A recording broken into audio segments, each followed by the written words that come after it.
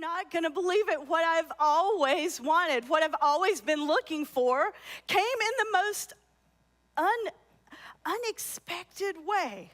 So I got to the well. I was hot and tired, and there was this man there. Now, this man was different than the other men that I know, and he was in territory that he shouldn't have been in. So that struck me as a little odd when I got there. He was a Jewish man, and I thought, well, okay, I'm just going to get my water really fast, and then I'll go back home. And so I went up to the well, and I was getting ready to reach down and start to draw the water, and then he talked to me.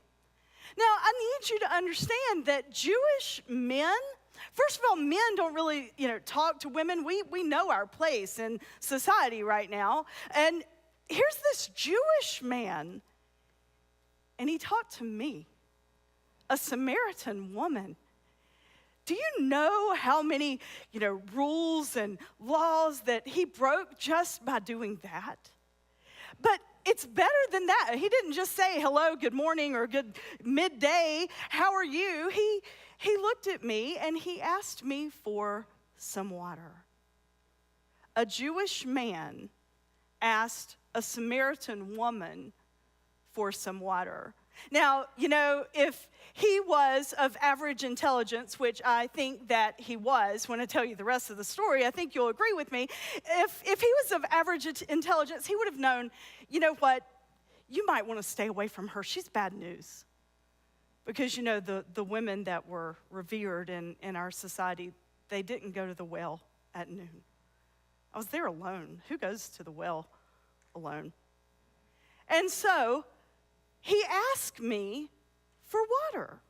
And I have to admit, I was a little shocked and surprised. And I looked at him, I'm like, you are asking me for water? And he said, well, yes. And I'm like, whatever. You can't be asking me for water. You don't even have anything here to dip the water with. You're a Jewish man. I'm a Samaritan woman. And then he said something that was a little weird. He said, well, if you knew of God's graciousness, and if you knew of God's generosity, then you would be asking me for water. I thought, well, that's odd. We come here, you're asking me for water, and now you're turning it around and telling me that I would be asking you for water. And then he brings God into it. What did that have to do with anything? Either he's thirsty or he isn't. But I thought, I'm going to engage in this banter. And so that's when I said to him, hey, you don't even have anything to get the water out of the well with. And then he talked to me about this living water. And that was odd too. I thought, are you saying that you're like better than Jacob who built this well, our ancestor?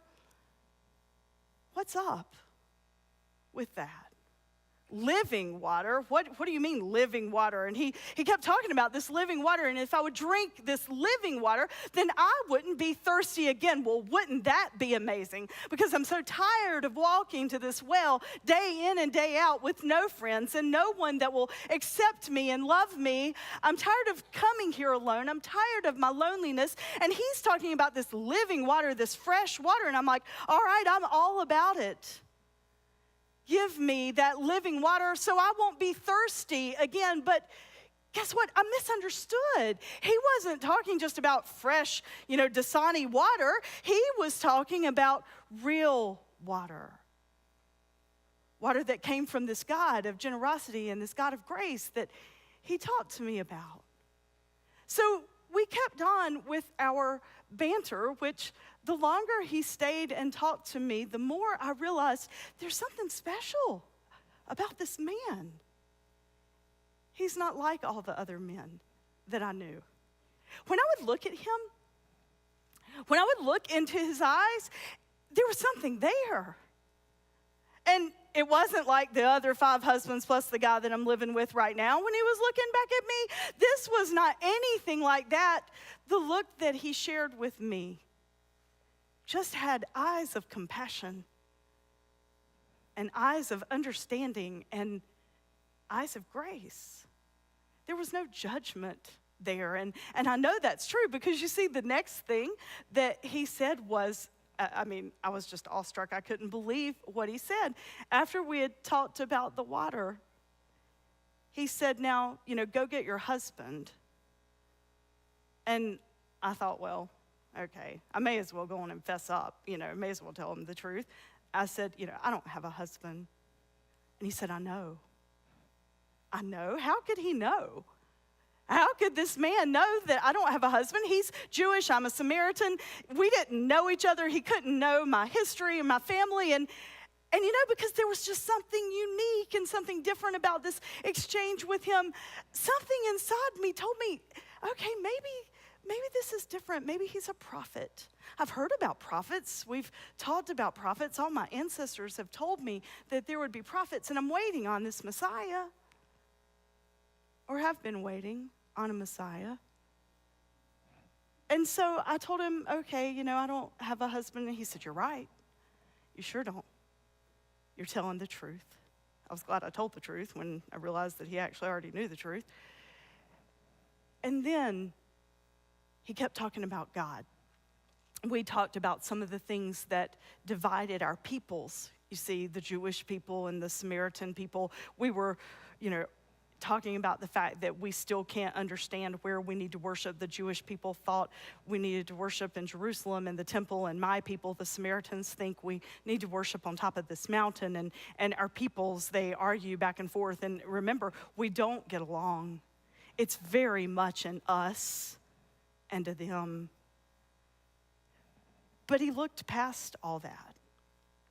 And then he told me about God. And he told me that, someday titles wouldn't matter anymore. Imagine that.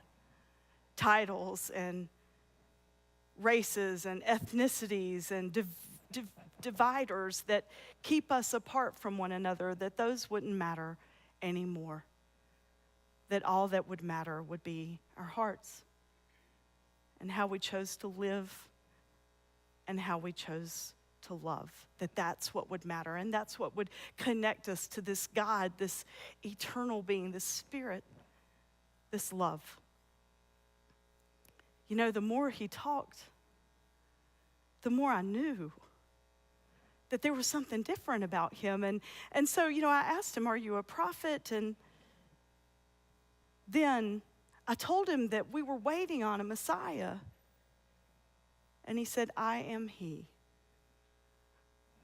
I can't begin to describe for you what it felt like in that moment when he looked at me and he said, I am he. He was not anything like I expected him to be. You know what? He was even better. Because the feeling of acceptance and love, and despite all the failures and mess ups that I had in my life, my sins, the things that have gotten in between me and God, he didn't care about any of that.